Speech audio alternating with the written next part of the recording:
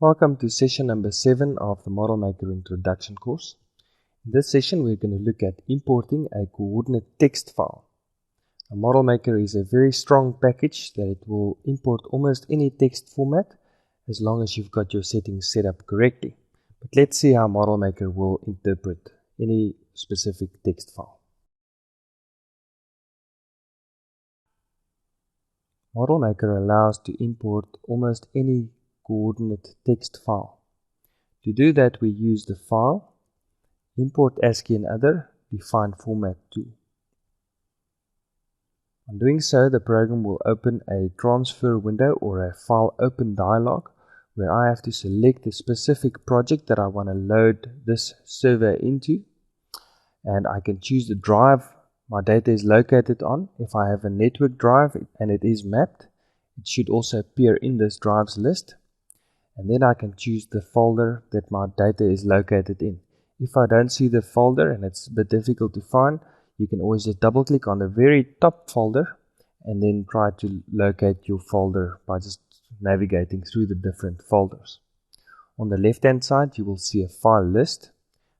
You simply have to select the file. If it's not in the list, it's probably because the file extension filter is switched on. If you switch on the View All the Files tick box, all the files that are available in that specific folder will be displayed, and this makes it easy to locate the file, and you just need to click on Open File to view it. On doing so, I have now opened the data, but the data values cannot be edited in this editor. This is just a copy of the data to show me what the structure of the file looks like. Now in session number 6 we use format number 1, but this format will not be available for us now because of the way that my data is structured. You can automatically see that my columns are not in nice straight lines, so I would rather use format number 2. So in this case we're going to work with a sequence of columns. The sequence are described by using specific characters. In other words, my first column is my description. My second column is a column that I don't want to use. Then I have my Y, my X, and my Z value. So in my sequence, I'm going to do it like this. I'm going to first type in a C for code. The second column, I don't want to bring it in, so I just use D for don't. Then I'm going to use Y, and then an X, and then a Z. That should be the correct sequence for this data set to be loaded. Let's assume that I do want to bring in that second column. Then I could have just used a T for tag, which is just an additional description. So I would use code, tag, Y, X, Z.